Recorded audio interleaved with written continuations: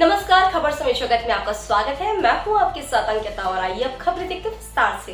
भोपाल मध्य प्रदेश के मुख्यमंत्री मोहन यादव लखनऊ बिजनौर के गुडोरा मैदान में हो रहे यादव महाकुंभ में हिस्सा लेने पहुंचे। कार्यक्रम को संबोधित करते हुए मोहन यादव ने कहा, मेरे आने के पहले बैठक करके इस कार्यक्रम को फेल बनाने की प्लानिंग की जा रही थी। यही नहीं, समाज के कुछ लोगों को मेरे सीएम बनने से खुशी नहीं हुई, बल्कि उनके पेट में दर्द हुआ।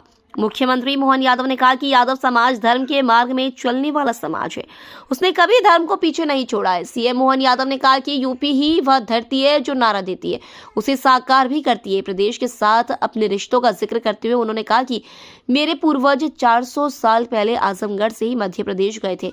उन्होंने कहा कि भगवान कृष्ण ने कष्ट सहे लेकिन झुके नहीं। सनातन धर्म भी किसी के आगे नहीं झुका। भाजपा का आभार प्रकट करते हुए उन्होंने कहा कि मेरे सीएम का पद दिया गया, जबकि मेरे विधानसभा क्षेत्र में यादव के 500 वोट नहीं है।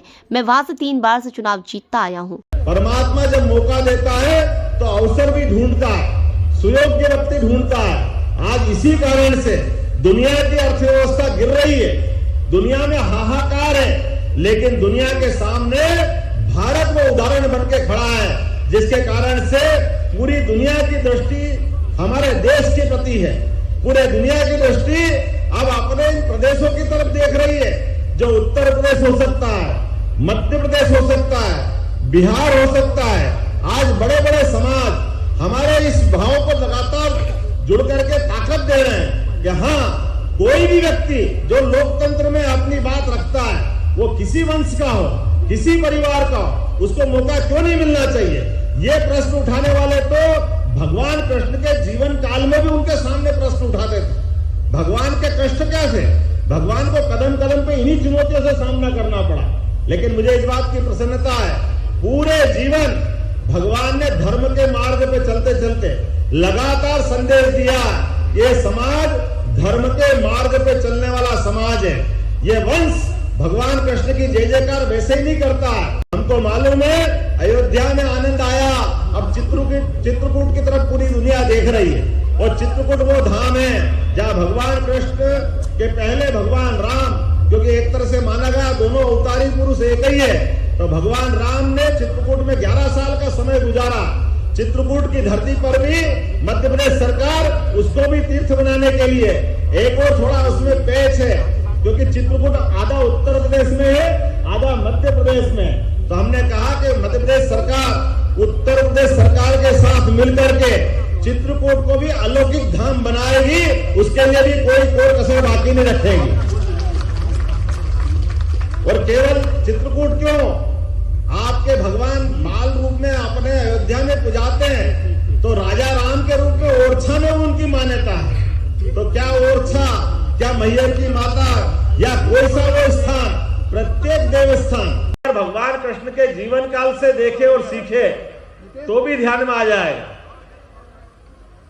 एक ऐसा बालक जिसके पैदा होने के पहले जिनके 7 भाई बहनों को अपने प्राण की कुर्बानी देना पड़े, उनका उत्सर्ग करना पड़े, कितना कठिन होगा ये मैं जो बोल रहा हूं। एक ऐसे बालक जिनके पैदा होने के पहले माँ बाप को जेल जाना पड़े, वसुदेव देवकी महाराज को जेल के अंदर 20 साल निकालना पड़े, कितना कठिन काल होगा। लेकिन और जिनके लिए बच्चा पैदा होने के तुरंत बाद लोग उसको हवा नहीं लग जाए इस डर के मारे छिपा के रखते हैं, लेकिन जिस बच्चे को पैदा होते उफनती जमुना जी में जाना पड़े, और जो अपनी माँ का, सगी माँ का तो दूध भी नहीं पी सके, कितना कष्ट होगा उसकी माँ को भी, और उस बालक का कितना बड़ा एक तरह से परीक्षा का समय होगा। लेकिन मुझे इस बात की प्रसन्नता है, हमारे पूरे देश और देश तो क्या पूरी सनातन संस्कृति, इसी कारण से तो भगवान राम और भगवान कृष्ण की संस्कृति मानी जाती है कि दुनिया की कितनी चुनौतियां हो, कितने कष्ट हो, हमारी सनातन संस्कृति ना झुकी है ना झुकेगी, ये हमें इस बात का गर्व है। उत्तर प्रदेश की वो धरती है जो नारा ही नहीं लगाती, नारे को सार्थक भी करती है। जय यादव, जय माधव। अब ये हमारे नारे में सब कुछ आ जाता। ये जय जयकार किसी समाज विशेष की नहीं है, किसी जाति विशेष की नहीं है।